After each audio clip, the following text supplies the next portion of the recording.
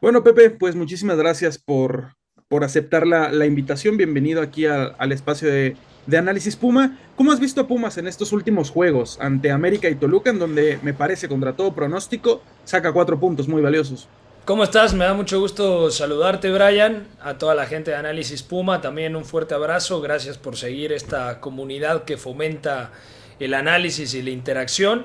Bueno, primero hay que tomar como punto de partida que Pumas venía de 3 derrotas consecutivas antes de sacar 10 puntos de los últimos 12 posibles.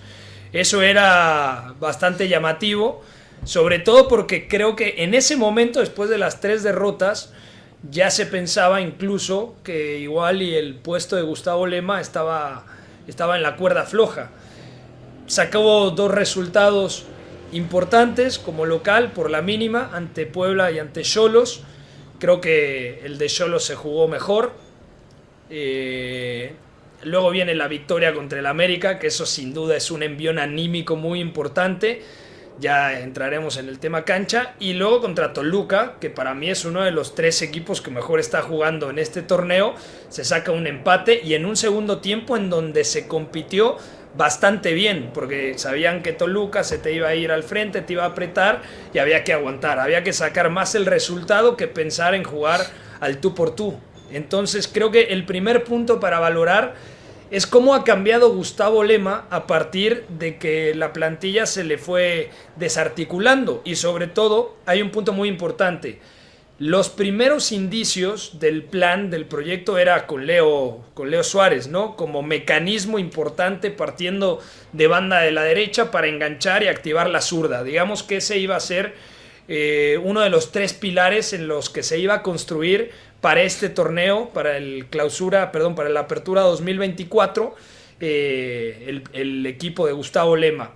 El primero era la solidez defensiva, que creo que no ha transmitido las mismas sensaciones que llegó a transmitir con Antonio Mohamed, sobre todo, pero sabíamos que esa pareja de centrales con Licha Magallán y con Natán es bastante sólida. Se le cae Leo Suárez, lo que comentábamos, y la otra es el Chino Huerta partiendo, digamos, en el lado opuesto para buscar, cuando no es a través de la calidad y del regate, sí a través de la insistencia, que es algo que me gusta mucho del Chino Huerta, ¿no? Cuando no te produce por calidad, te produce por insistencia, porque es un jugador que siempre lo intenta. Entonces, tenías 3 pilares: la defensa, Leo Suárez, sobre todo activando su golpeo, tanto para patear al arco como para filtrar balones con esa magnífica pierna zurda, y el Chino Huerta, ¿no? Luego tenías todo lo que envolvía, ¿no?, al sistema. Memo Martínez o Rogelio Funes Mori, 2 nueves que se mueven bien, pero que sobre todo descargan muy bien de postes, sobre todo Memo. Creo que Funes Mori, sobre todo en su prime en Rayados, era un atacante que se sabía caer bastante a banda. Y, y para mí el mayor mérito está en que supo ajustar, digamos, de ese 4-3-3 al arrancar el torneo o 4-2-3-1 en distintos momentos, cambia a la línea de 5, en donde mete a Ergas en el costado de la izquierda, que es un jugador mejorable realmente. Yo creo que por ímpetu no se le puede juzgar nada, y a veces te tira un centro como crack y a veces de repente te la manda al pebetero, ¿no? Pero bueno, ese es Robert Ergas, es lo que es. Pone de carrilero en el lado opuesto a Benevendo, que también se había dudado si iba a ser titular o no, inamovible. Pasa a los 3 centrales también con el español Duarte, que me parece que es un muy buen fichaje, sobre todo aprovechando su fina zurda. Yo creo que si lo ponemos en un paralelismo, Pumas intentó con Duarte algo similar a lo que ya tenía Cruz Azul con Gonzalo Piovi, ¿no? Jugadores con buen criterio con la pelota, con buen desplazamiento en largo, entonces tenía sentido. Luego Caicedo, medio centro, y le pones 2 interiores a perfil cambiado, es decir, que enganchen, que reciban y que por orientación del giro ya vayan encaminados hacia portería. Piero Quispe y Ángel el Rico. chiquitín Angelito Rico, que me parece un cañonazo de futbolista. Me encanta Ángel Rico, y además la humildad con la que habla, cómo se expresa, tiene los pies en la tierra, me encanta, tengo la oportunidad de... Yo lo conocí a él desde hace muchos años cuando el equipo de representación que lo llevaba me dijeron, ven a ver este chico en cantera, es un cañonazo, y me encantó, me pareció muy bueno. Luego lo tomó un amigo que se dedica a la representación de futbolistas, que ojo, no por eso hago el comentario, pero luego hay gente mal pensada, sino porque realmente me parece que es muy bueno. Entonces tienes dos interiores de muy buen pie, muy creativos, la fina zurda de Rico, los giros, los controles orientados de Piero Quispe, que poco a poco va tomando más confianza. Son dos jugadores chaparrones. Sé que adentro les dicen los dos enanos, ¿no? No de manera despectiva ni mucho menos. Yo también, o sea, mido 1,70, o sea, tampoco es que sea muy alto, ¿no? Pero son dos jugadorazos. Y el Chino Huerta, ¿cómo cambió el rol? De ser ese extremo que recibía pegado a la banda para buscar el desequilibrio, el 1 contra 1, ahora lo colocan como ese agitador para que se mueva como satélite, digamos, alrededor del centro delantero. En este caso, creo que Memo Martínez ya podemos decir que es el delantero titular por el bajo estado de forma, sobre todo la falta de capacidad de concretar en este momento de Funes Mori, que no hay que juzgarlo por lo que fue, porque era un super crack, sino que hay que valorar que no está en el mejor momento, ¿no? Entonces, pasar de ese 4-3-3 asimétrico a un 5-3-1-1 o 5-3-2, yo creo que le da un mérito tremendo a Gustavo Lema. O sea, para mí ahí, Brian, está el mayor éxito de este Pumas, que tiene un techo, el equipo, hay que decirlo como es. No creo que sea aspirante al título, pero sí puede aspirar, por ejemplo, a, no sé, competir bien en cuartos, unas semifinales, o meterse dentro de los 6 primeros y estar ahí muy cerquita. Y luego ya, bueno, Chivas hace poco tampoco se pensaba y eliminó al América en el Azteca y se metió una final que a la postre perdería con Tigres. O sea, yo creo que Pumas es un equipo, un plantel mejorable. Creo que Gustavo Lema ha tomado mucha confianza en estos últimos partidos. Hay que ver cómo cierra el torneo, porque ya estando ahí, yo creo que Pumas tendría que aspirar a no bajar de la 6ª posición. ¿Cómo lo ves tú? Sí, justo. A mí la gente me pregunta mucho para qué está Pumas, cuándo va a ser campeón, y le digo, a ver, en el torneo el que menos aspiraciones tenía Pumas, y entiendo también el bajo nivel que mostró el fútbol mexicano, que es con Andrés Lilini, pues llegaron a una final. Y el mismo Andrés, con jugadores que se criticaba, Meritao, Rogerio, que vienen de la tercera de Brasil, bueno, se metieron a una final internacional. Entonces... ¿Y sabes por qué? Perdón que te interrumpa, sí, porque creó un sistema. ¿Te acuerdas que muchas veces el Juan Pablo Vigón, llegador, los balones largos a Carlos González, que te bajaba una mecedora con el pecho o la cabeza? O sea, creó un sistema Lilini, y entonces hay que saber cuál es la materia prima con la que cuentas para, con base en esa materia prima, saber diseñar un modelo de juego que te permita competir mejor, porque digamos que es el primer paso. Primero hay que competir y luego aspirar a ganar. Justo, y hacia allá va mi siguiente pregunta, pero bueno, dejando de lado el tema pasado que te digo, yo creo que Pumas está para clasificar, y ahí adentro, pues a ver qué puede pasar. En una de esas al favorito lo echan en cuartos, el que viene de play-in, no se sabe, ya es otro torneo, como casualmente se le dice. Pero saltándome algunas preguntas, y porque ya lo mencionaste, el tema de Gustavo Lema. Nosotros que somos el termómetro de la afición, hay mucha afición que, claro, con las derrotas lo querían fuera, evidentemente. Ahora que llegaron los resultados, estas victorias, Puebla, Tijuana, América y el empate contra Toluca, mencionan que es suerte. Tú, como un ente alejado de Pumas, de lo que lo rodea, ¿ves trabajo en el cuerpo técnico de Gustavo Lema? O sea, ¿se gana por suerte? ¿Se puede ganar por suerte? Se puede ganar por suerte, por supuesto. Y contra América, América jugó bastante mal ante Pumas. Pumas hizo lo que debía hacer, y en el segundo tiempo, por ejemplo, casi no tiene la pelota Pumas, y aún así estuvo cerca de marcar 2 goles al contragolpe. América intimidó y empujó, pero fue más ímpetu que creatividad. Hay cierta dosis de suerte si la pelota, no sé, de un disparo de Richard Sánchez sale un poquito más hacia el centro, seguramente hubiera terminado con gol del empate. Pero creo que para que un equipo saque 10 de los últimos 12 puntos, no solamente es con suerte. Y cuando hay un cambio de esquema de por medio, no es cuestión de suerte, son cosas que se trabajan en la semana y es muy difícil en el rol del analista criticar o cuestionar algo porque no estás adentro y no estás en el día a día.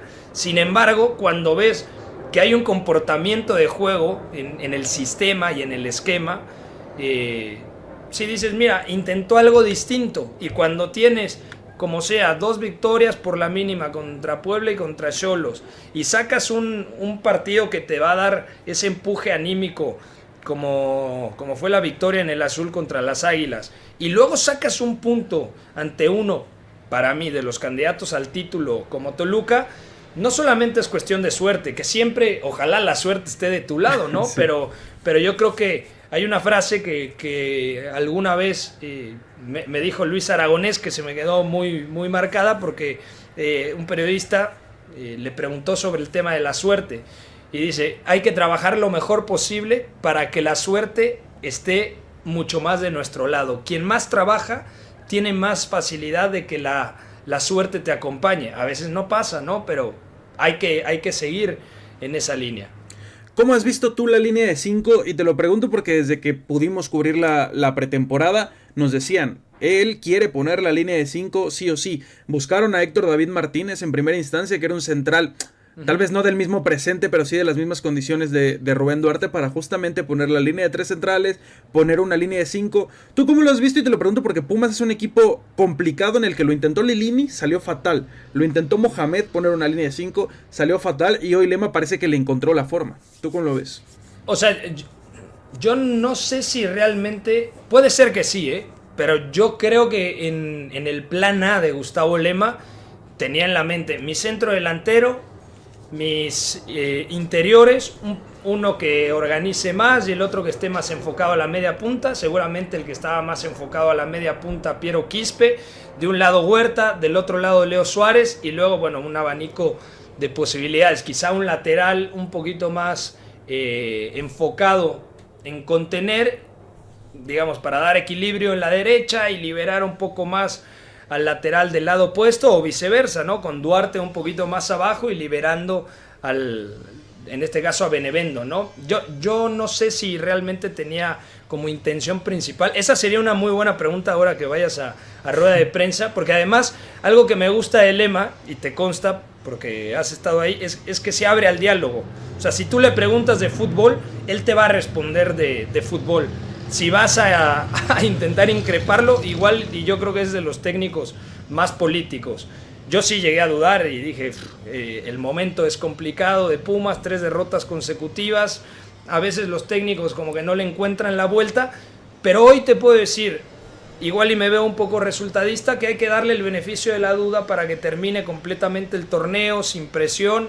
Si terminas octavo, séptimo, sexto, vamos a hacer un plan para ver qué es lo que falta, cuáles son las piezas a reforzar. Por ejemplo, Caicedo ha crecido bastante, el parcero, pero recupera mucho y a veces también falla pases de trámite. O sea, cómo desde lo individual potencias a ciertas piezas para que sean mejores, porque yo he visto la evolución de Caicedo, que si no mal recuerdo, él llega de defensor central, ¿te acuerdas? Sí, con Pumas Tabasco.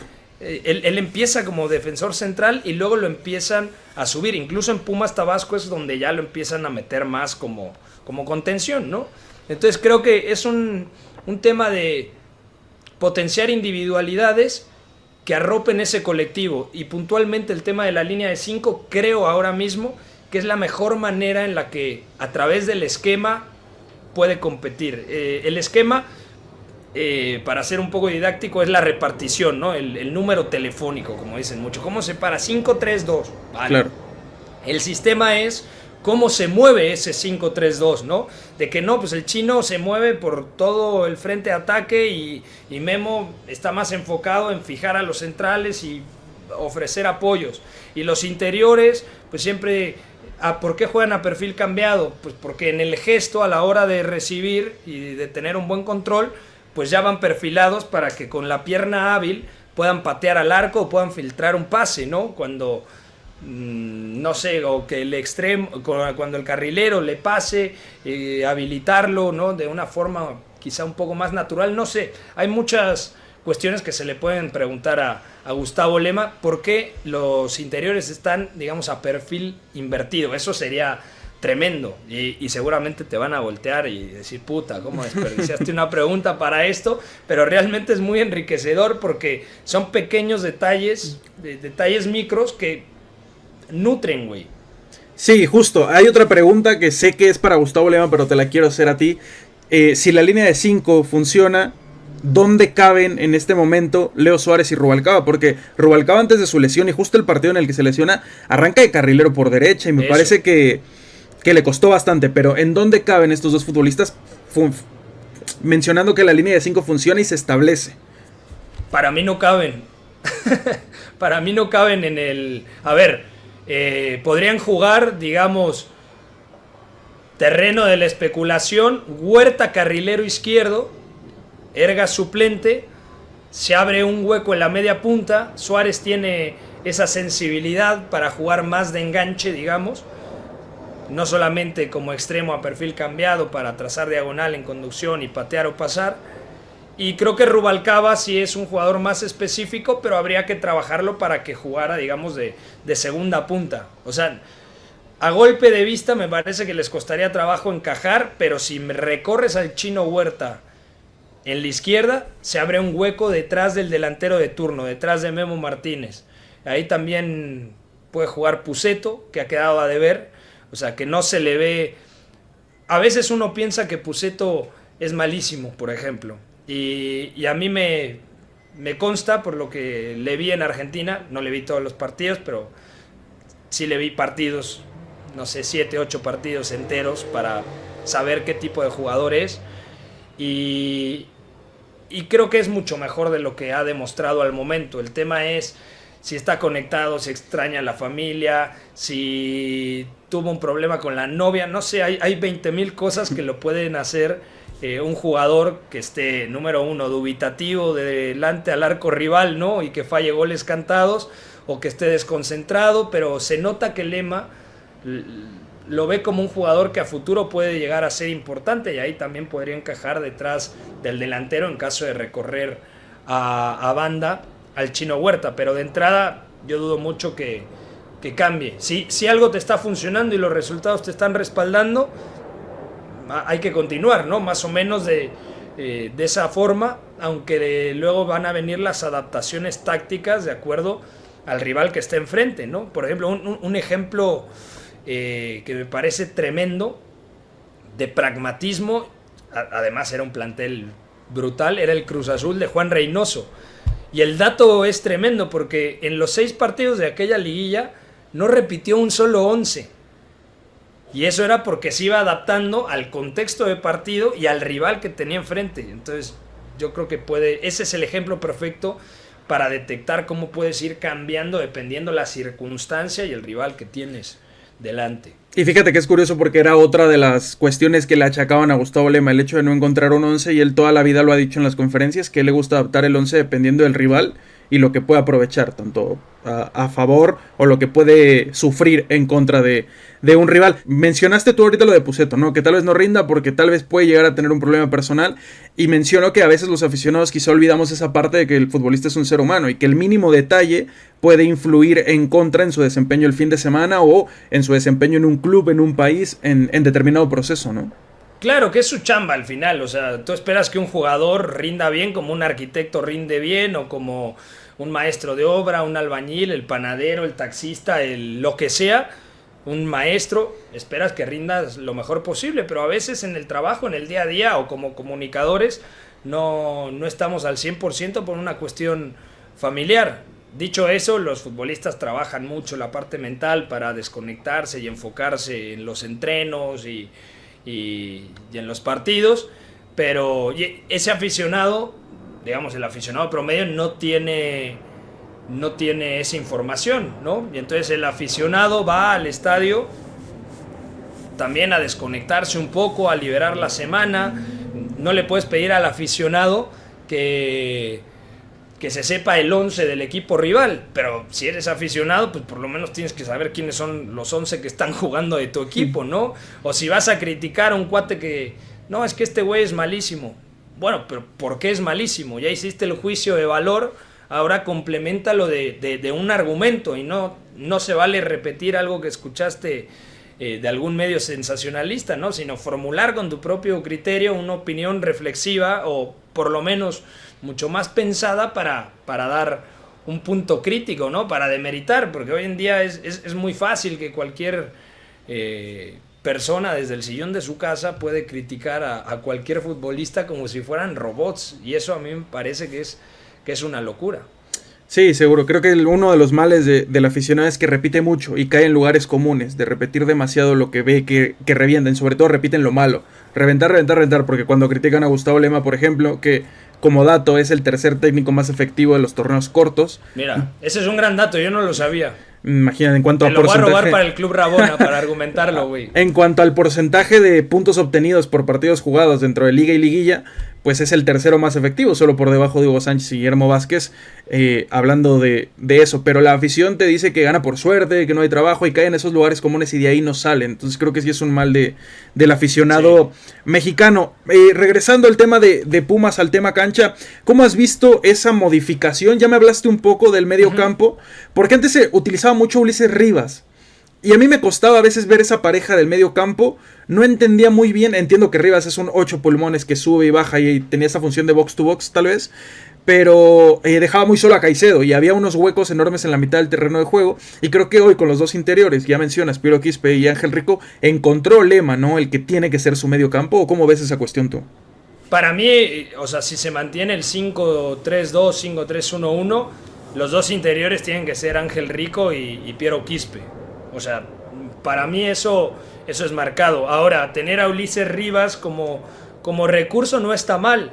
Y aparte, bueno, sé por entrenadores que lo han tenido, que trabaja muy bien, que siempre lo da todo, que es un jugador que, digamos, siempre está en su techo. Igual y su techo no es tan alto que lo va a llevar a selección mexicana y demás, pero siempre quieres tener ese elemento competitivo que además tiene buen toque, ha demostrado que tiene buena llegada, pero tiene también una competencia muy dura. Y yo creo que, por ejemplo, ahora frenar la proyección de Ángel Rico me sorprendería muchísimo. Hay otro jugador que a mí me encanta porque tiene visión de campo, porque tiene calidad técnica y tiene cierta versatilidad, que es el Tuti.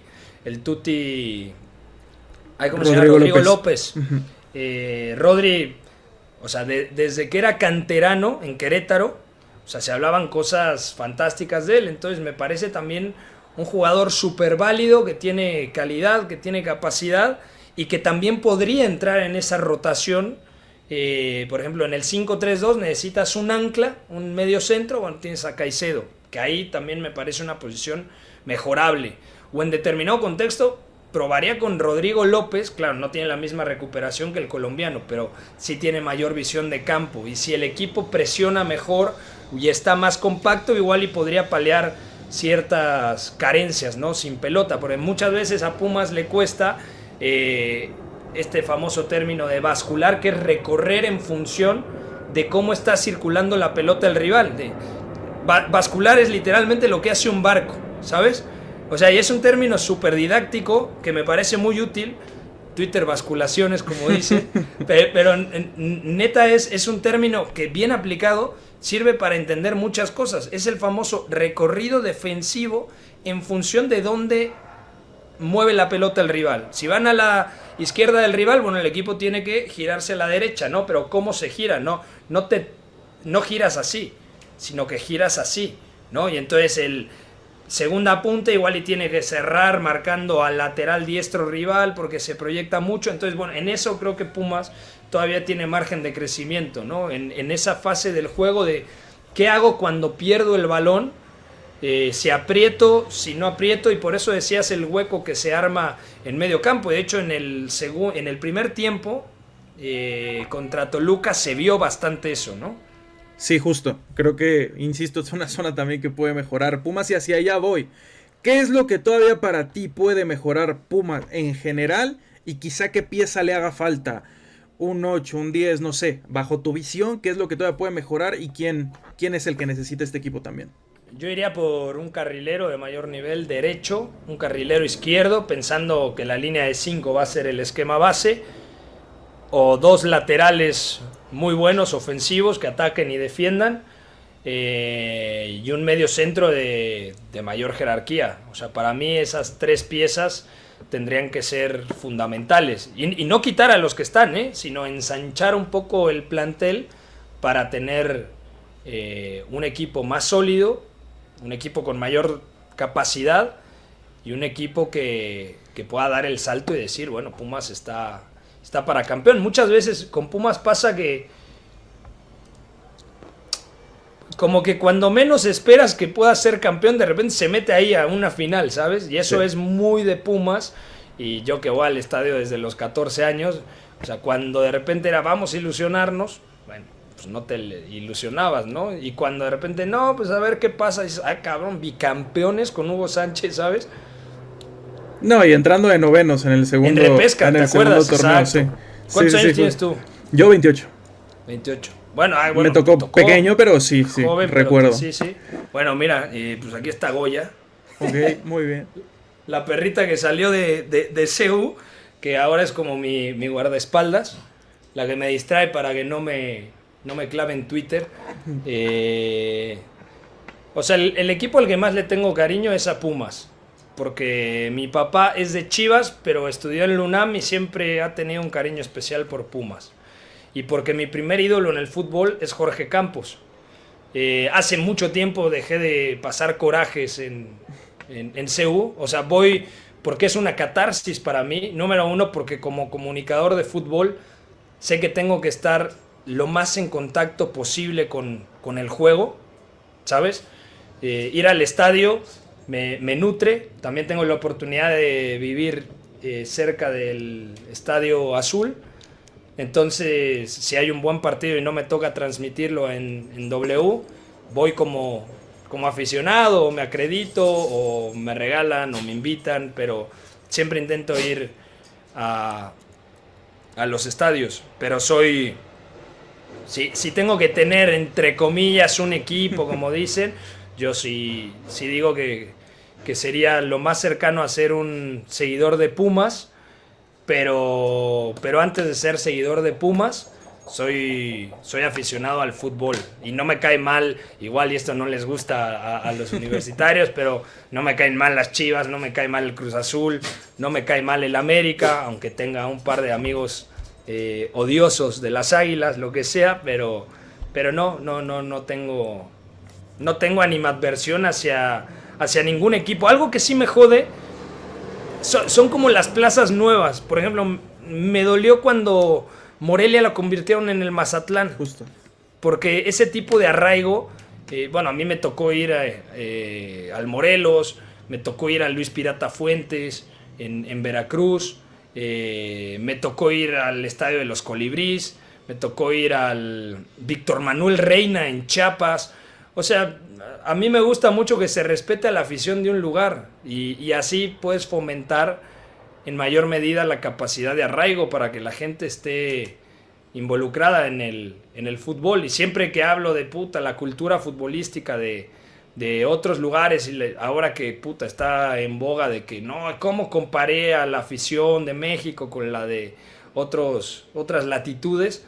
Bueno, es una realidad que también el aficionado no se futboliza, por así decirlo, porque los dueños del fútbol mexicano no fomentan esa capacidad de arraigo en la mayoría de los casos y siempre el beneficio económico se antepone a cualquier proyecto deportivo. Entonces, y los medios de comunicación, hay mucha mierda dentro de los medios de comunicación y yo estoy en los medios de comunicación y sé que a mucha gente de los medios de comunicación que está en buenos puestos, pues igual y no les gusta tanto mi discurso, porque mi discurso es sábados y domingos, entre viernes, sábado, domingo, ver alrededor de 20 partidos y eso es preparación y eso te quita tiempo y eso es chingarle mucho más y eso es estar al pendiente y realmente dignificar una profesión como comunicador y como periodista, pero sé que es una bola de nieve que lleva un chingo de problemas detrás y es muy jodido, ¿no? Por supuesto, ya hasta nos extendimos y aquí dimos una clase para muchos comunicadores que están aprendiendo, estudiando comunicación y periodismo, así que bueno, ahí va un consejo gratis, ¿no? El tema de la preparación por parte de Pepe del Bosque. Pepe, muchísimas gracias por estar aquí, por aceptar Igual, esta invitación. Ojalá aceptes otra cuando acabe el torneo para ver la conclusión de este equipo o previo a la liguilla justamente, que estoy seguro que se pueden llegar a meter a la liguilla. Pero muchísimas gracias. ¿Dónde te puede encontrar la gente? ¿Estás narrando Champions? ¿Estás en W?